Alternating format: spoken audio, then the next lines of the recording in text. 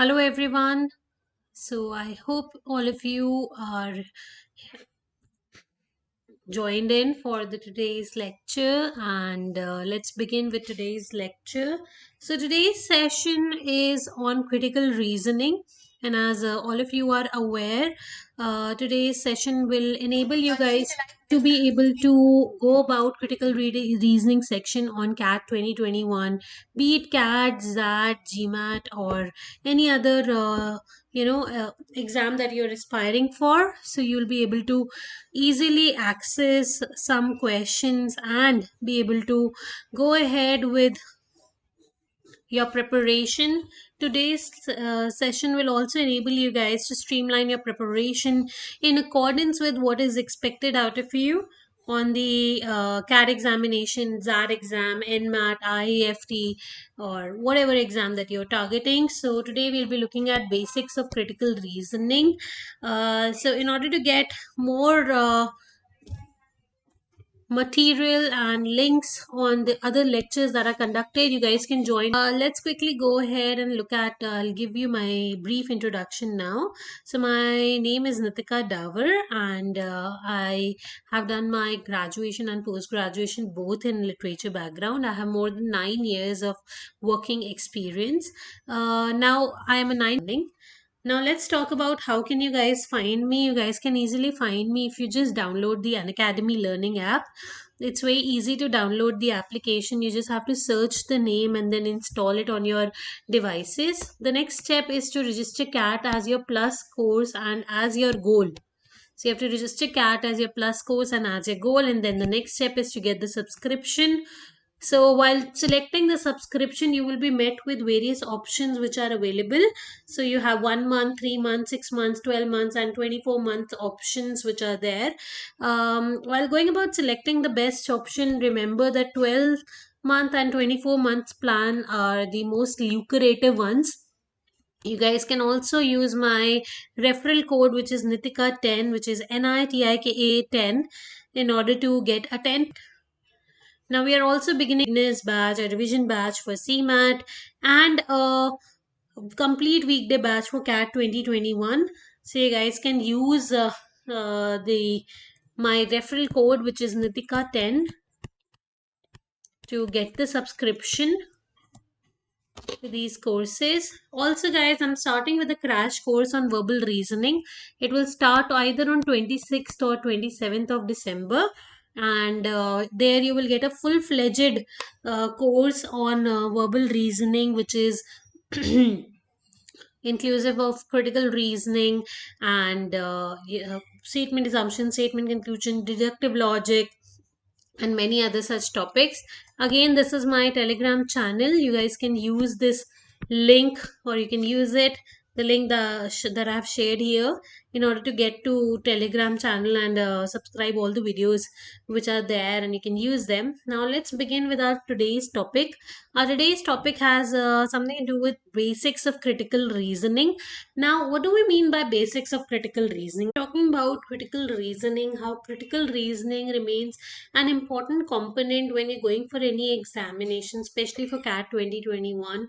You guys will see that critical reasoning is the section that we really need to work hard on, because it's one of the most scoring sections on the examination. You will be met with a particular paragraph, and according to that paragraph, you will get a question on either strengthening the argument, to weaken the argument, to mitigate the validity of the argument, or to circumvent the situation, to conclude the situation, to summarize it, or to point out at the fallout or flaw of the argument, or you might even be asked to find out the inference or to find out the underlying assumption. Now the question remains, how do we target these type of questions on the exam? So when you're going for critical reasoning, it is obvious that you have to read the question first, and then you go about reading the you have to read the passage first, and then you have to go about reading the questions. Options at least should be read later. So what you are doing is you're just looking at what do you have to do in the argument. Look at the question part. Look at what do you have to do, whether you have to strengthen it, you have to weaken it, you have to circumvent the situation, you have to summarize it, and then read the paragraph. Once you have drawn the inferences out of the paragraph, then it becomes automatically easier for your students to be able to mark the correct answer. So you will be able to eliminate certain options too when it comes to getting to the correct answer. Today we'll be learning a beautiful technique that is involved while answering these type of questions, so that it becomes easier for you guys to be able to target it. So we'll be discussing this one technique today. The technique's name is option traps. So what happens in option traps is we will be teaching you how to eliminate certain options. So how do we go about eliminating certain options and the incorrect options, and thereby selecting the correct answer. So today's class will give you a basic idea of how to go about the elimination process on the examination. So let's look at the option traps that I was just discussing with you guys. So these option traps are what? For example, number one is addition of irrelevant data. What do we mean by addition of irrelevant data? In this option trap, what we know is some extra information, some extra data has been added, which is more or less irrelevant to the question so asked. So in that particular option, there would be some data which would have been added, which is not really useful when it comes to the question, the paragraph which is given to us. Some extra data has been added, which does not make sense. Then there could be omission of crucial data. What do we mean by crucial data? Omission of crucial data. So something which is important to the question so asked has been eliminated from the option that is given over here. So we'll be completely eliminating such an option which does not include relevant information or does not answer the question at hand altogether. So we'll be eliminating such an option. The next one is unnecessary generalization. What do we mean by unnecessary generalization? This is the option where you will feel that something which has been mentioned as something specific or something particular will be unnecessarily generalized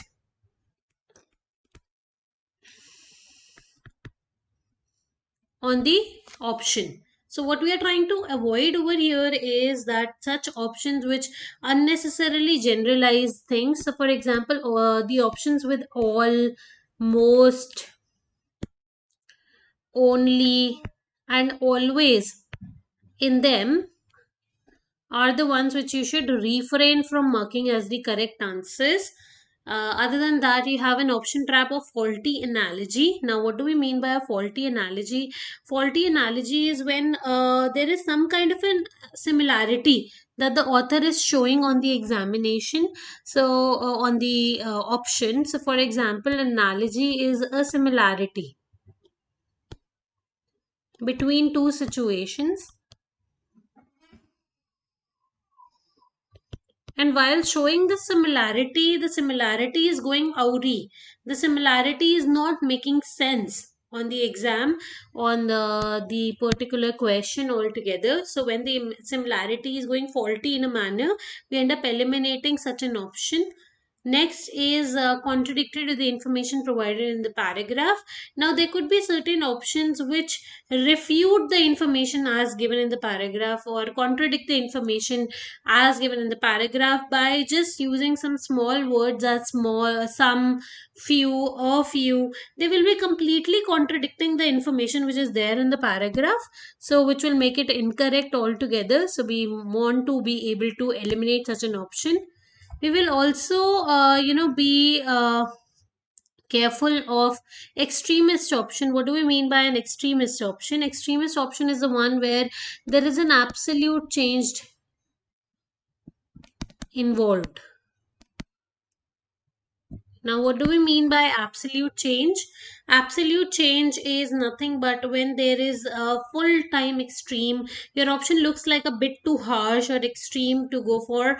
For example, if there is something, someone is talking about a particular terror attack, and then there is an option which says that the president should resign. This is completely extremist, so any kind of an extreme option needs to be eliminated.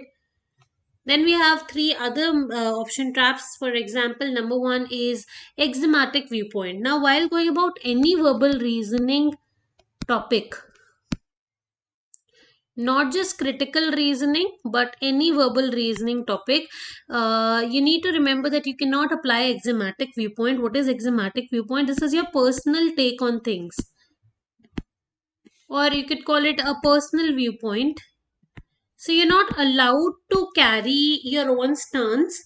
What is expected out of you guys is that you should be able to mark the answer devoid of your stance altogether. So you should be able to eliminate the options in accordance with that. The author will, or the exam setter will definitely include some options which are supposed to be popular viewpoints. So you guys will fall trap to such an option trap.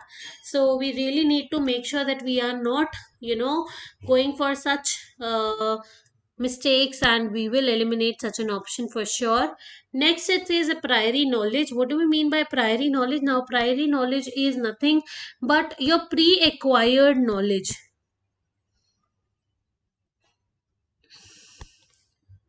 Pre-acquired knowledge is, so whatever you know of that topic prior to attempting this question is your a priori knowledge. You cannot think about all the things that you know about this particular topic beforehand. So you just have to treat the question as the end of the world and thereby go about selecting the correct answer. Let's look at the first option here. So the last option trap here. The last option trap is out of the scope of the argument. Out of the scope means when the argument feels like, the option which has been given to you feels like this is going completely out of the scope. So it goes beyond the horizon of your argument, of your question, and that is when you end up eliminating such an option. I hope all the option traps are clear to you guys. So these option traps are the traps which are trying to trap you from reaching the goal of getting to the CAT examination. So we have to completely, eliminate these options. And with more and more practice, guys, you will be able to easily develop a good judgment of how to go about eliminating such options. Let's quickly try to look at a few questions. Now, there is a question here. Being a French cuisine being expensive has nothing to do with the question at hand. So, I don't think that makes sense. And then let's look at the next part. It says that the number of French tourists eating in New York burger restaurants is very low. Again, that does not make sense because this talks about how New York. How the French tourists are eating in New York. That doesn't weaken the above stance here. Junk food is actually has high nutritional value when eaten in moderation. Not really, we can't weaken that as well. Let's get the last one. It says there are an unusually large number of American tourists in Paris who eat at burger joints. That makes sense. This will most weaken the above argument because they're talking about how Europeans are fond of, the French are fond of junk food and they're not proud to eat it. But over here, we have negated the argument by saying that it's not the French who are fond of the junk food. It's the American tourists who are there who are eating it, and we feel that it is the Americans who are the tourists are eating it. So that's the case here. Let's take another example. Now it says reality shows send a bad message and help to create a cult of instant celebrity. They are typically built about shameless self promotion based on humiliating others and harming relationships for the entertainment of each other and viewers at home. These programs suggest that anyone can become famous by just by getting on TV and being themselves without working hard or having any particular talent. Kids who watch these shows will get the idea that they don't need to study hard in the school or train hard for a regular job. As John points out, we tell kids what matters is being a celebrity, and we wonder why some behave the way they do. An American lawyer fears addiction is a celebrity culture and creating a generation of dumbed down women. Reality shows encourage such addictions and promote generally misguided beliefs that they should aspire to be the reality shows stars they watch on their televisions.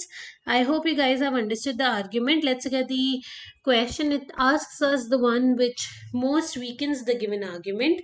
So let's get the first one. It says reality shows show kids only what they want to see. That is what free market is all about. Now, this one talks about free market. That does not necessarily weaken the above argument. The above argument is saying that how, reality shows are helping, they send a bad message to, the society, and kids who are watching are also producing the era of dumbed down women, and it is not at all positive. So they have talked about reality shows in a negative light. Now, the option that would be weakening would probably looking at reality shows in a positive light. So let's look at the first, second option. It says reality shows have not ruined television as a whole. They have merely added another option for young viewers. Now, this one talks about adding another option. This does not have a positive or a negative impact on my argument, so it is again eliminated. Next says reality TV educates young viewers. Okay, so this is positive by displaying disastrous consequences of someone's behavior and thus deterring the viewers from doing similar silly actions. So yes, this is correct, because this is talking about reality shows in a positive light, and here we were talking about reality shows in a negative light, so this will most weaken for sure. Let's look at another question. Here it talks about government has recently imposed restrictions on raw import of raw materials for garments. Now these restrictions are going to hit only small manufacturers of the garment, and bigger ones are going to benefit at their cost by taking away business from them. So if the following are true, which of the following weakens the claim made above? Now we will look at the first option. It says many other countries will follow suit and follow similar restrictions. Now, we have to weaken the above argument. This does not necessarily weaken. The second one says both the small and bigger manufacturers of garments specialize in different kind of products, and hence none can benefit from the loss of the other. In the above one, they were talking about how the big businesses are going to benefit at the loss of smaller businesses. So, if I do look at it, it does weaken. We'll still read other options. For example, the third option here says the small manufacturers already produce goods that are substandard, so we are not talking about them being substandard. The next option says how the quality of the product is good, consumer will buy them even if the cost goes up after the restriction. It doesn't talk about the cost going up, it is talking about how the bigger ones are benefiting at their cost. The fact that small businesses are there have been so many restrictions on the import of raw material, that is going to hit only the small businesses. So this doesn't make sense. I will give you guys a minute's time to try this question. Please try this. I would love for you guys to answer on the live chat so that I could tell you guys whether you guys are going right or wrong.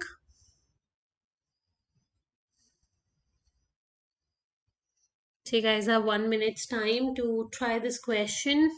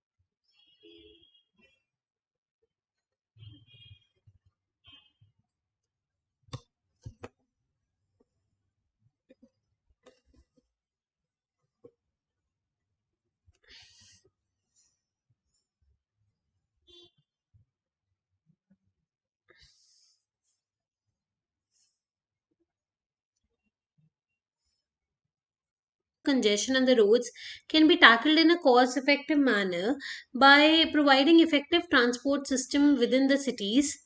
And then it says a successful plan in this direction will reduce the number of private vehicles on the road and would cost less than the cost involved in building flyovers to deal with the ever expanding number of vehicles on the road. All right, let's look at it. It says which of the following can be used to strengthen the argument. Very first one says a large number of cars on the road belong to the people who are traveling from one city to the other. But does that really have any impact on the way they have come up with a cost effective manner by coming up with a public transport, so that people would not go for private vehicles. So this does not have necessarily strengthen, so it has omission of crucial data to answer the correct way of going about it. More than half of the traffic on the roads during peak hours belongs to the office goers who travel at the same time every day to go to the same destination. Such commuters would welcome a regular public transport system. This will make sense because the above argument also talks about solving the problems of congestion by providing an effective public transport system within the cities. That would make sense only if there are going to be a good amount of people traveling from that particular route daily, right? So, for example, let's take the example of Gurgaon and Delhi.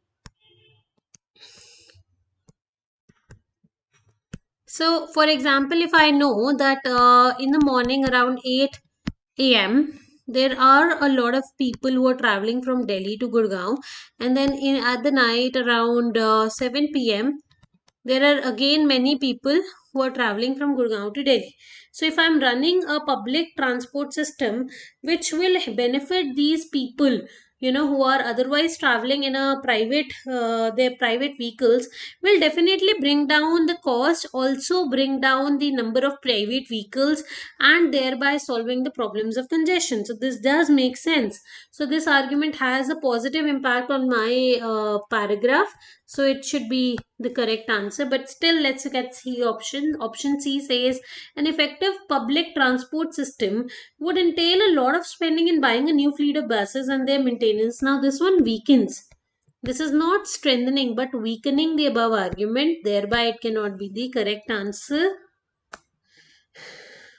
Okay, let's try one more question. Again, you guys have a minute's time to try it.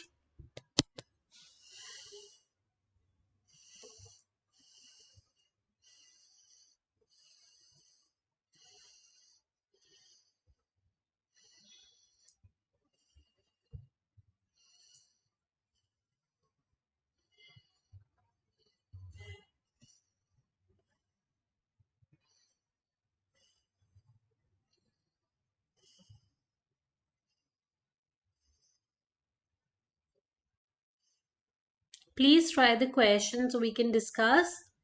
You have to find the argument which can be logically concluded from the given paragraph. It's an easy paragraph.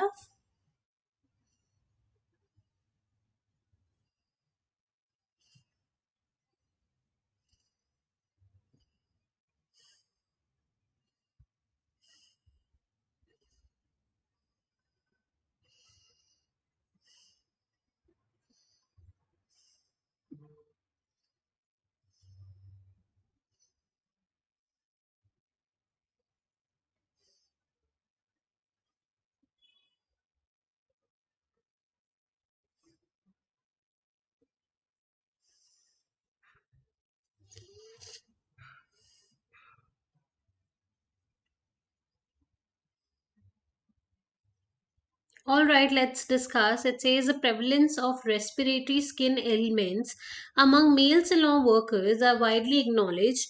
More uncertain, however, is their risk for diarrhea medical issues. Some of the chemicals in the nail products are known to cause cancer.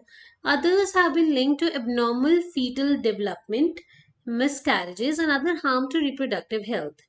A number of studies have also found that cosmetologists, a group that include manicurists, have elevated rate of death from Hawkins disease, of low birth weight babies, and of multiple myeloma.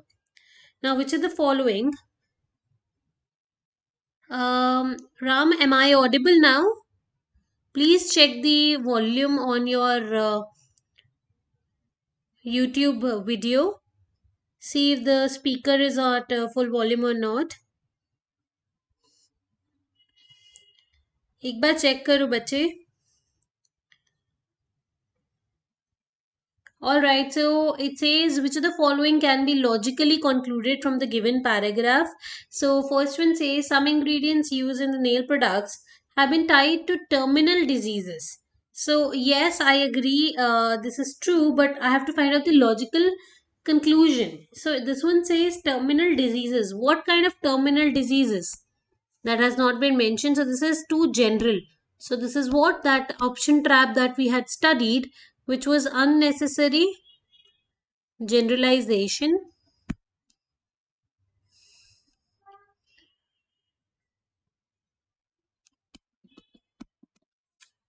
All right, let's look at the next one. It says some ingredients used in nail products have been tied to cancer, miscarriages, lung diseases, and other ailments, posing threat to those who work with them every day. This is true.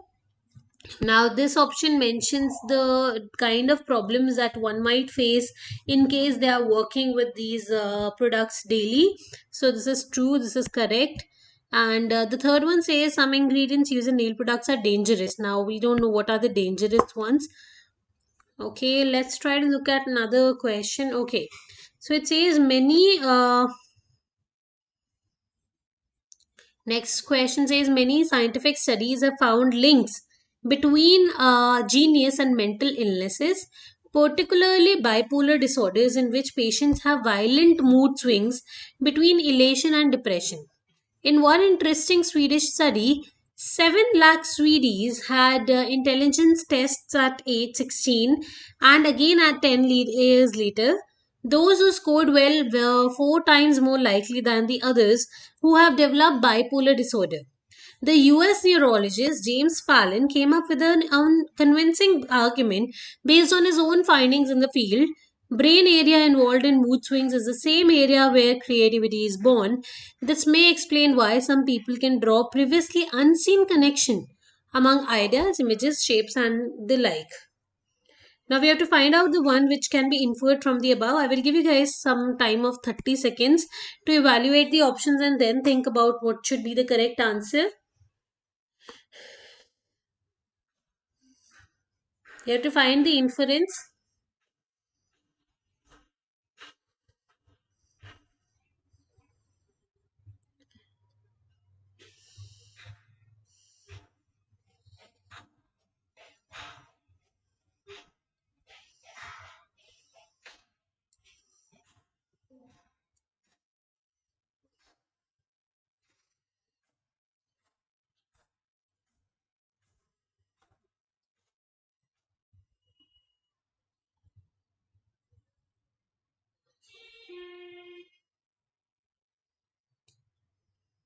Okay, let's try to look at the options. The first one says those with bipolar disorder are likely to be highly intelligent. Okay, that's true.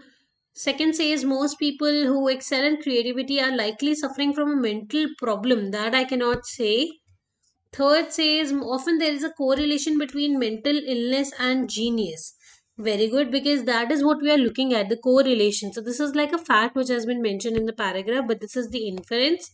This is what we are marking as the answer. Let's look at another question. Again, you guys have a minute's time to read it and tell me what should be the possible answer.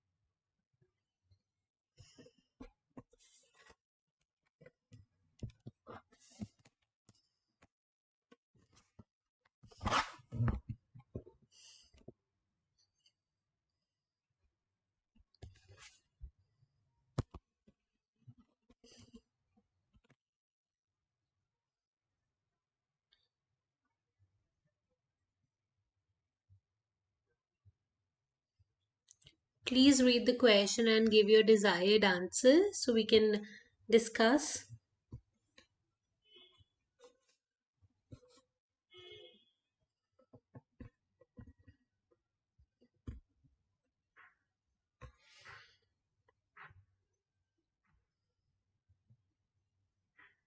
All right, let's look at the question. It says, one really does not know when the practice of offering freebies started, but suffice to say that this has become one of the most common or powerful promotional tools for any brand owner as well as retailers. Many a times, the power or consumer makes a final choice on the basis of what is given free. And I have also, many brands have created fads and cults. What do we mean by fads and cults? This means trends. So they have come up with trends with their freebies, and I have seen many situations where the power of freebie is on display. Children insisting their parents buy something because a toy is free with it, or ladies purchasing a personal product because a utility item is free, and so on. So we have to strengthen the above view. So the above view was talking about how freebies influence a lot of purchases that we go about making. And the first one says a clean display of freebies works like a spell on the target audience. And the most common target for these spells are young children who are usually not interested in them. Now, everything else is fine. We are not just looking at young children. This argument did not just talk about young children, because we were also talking about ladies purchasing a personal product because a utility item is free, and so on. So, this is omission of crucial data eliminated. Let's get the next option. It says, according to retail experts, a sharp rise in sale of items with freebies is evidently visible across various categories and consumer groups. So, various categories and consumer groups make sense because that is what is displayed above in this question as well. Some people prefer to shop online and avoid the whole real life experience. Now, this one completely negates the above argument by saying that how people are preferring to buy organic food, or going for online uh, path. Okay, let's look at another question. Again, you guys have a minute's time to work on it, and then we'll discuss.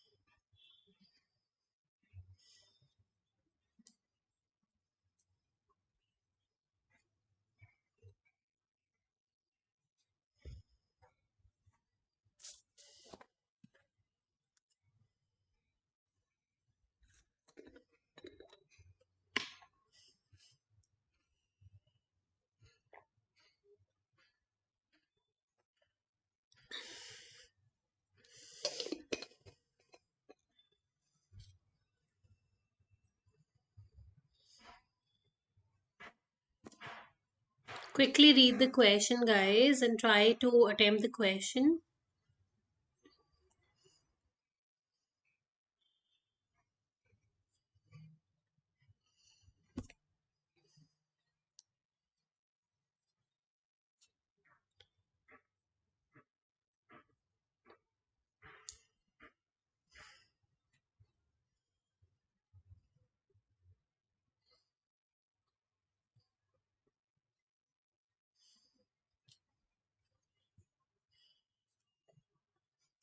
All right, let's attempt this question. It talks about how determined to help more Indians follow in his path.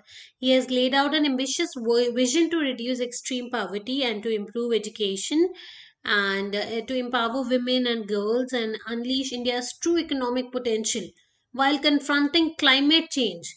Like India, he transcends the ancient and the modern, a devotee of yoga who connects with Indian citizens on Twitter and imagines a digital India. So we all know who is being talked about.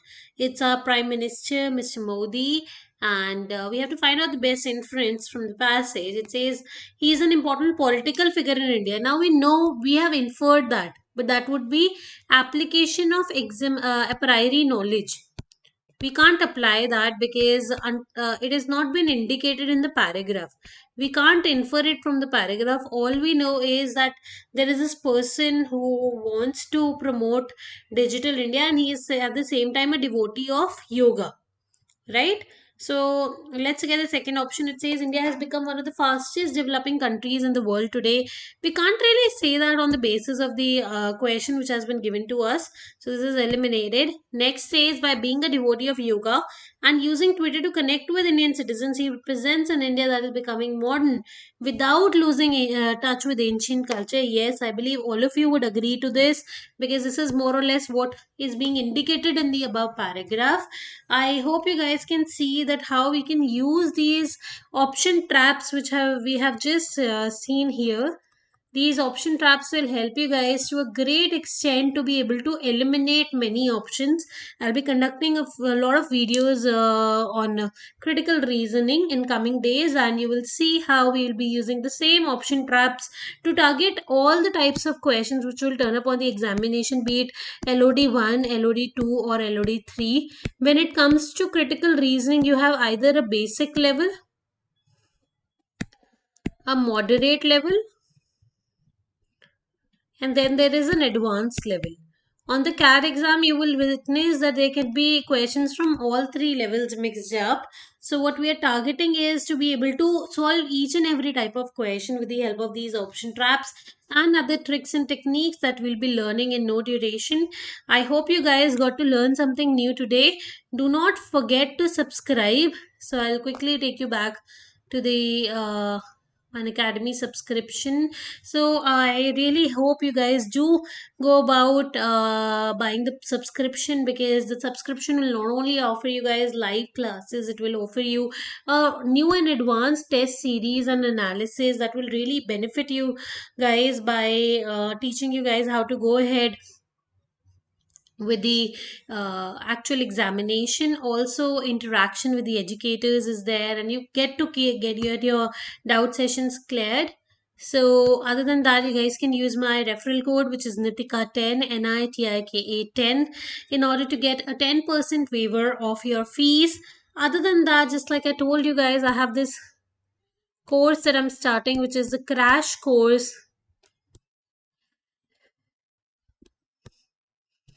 on verbal reasoning on the Plus program. Do not forget to come and attend the lectures. Other than that, there is a special class that I'll be taking today, which will be pertaining to ZAT RC. So I have this special class scheduled, which is a free class. You guys can attend it from 6:30 onwards. You have to attend it on the Unacademy platform. The easiest way to go ahead with this particular class and other classes that you guys could be aspiring to go for is just join this Unacademy channel. Sorry, the Telegram channel that I have, which will make it very easy for you guys to just access all the links that I am going to be pasting out there, and you could access them to make sure that you guys are attending all the live lectures, all free of cost. And then you could also subscribe and enroll for our plus courses, right? Thank you all of you for being a part of today's lecture. Come back for more, and that's all for the day. Have a great day.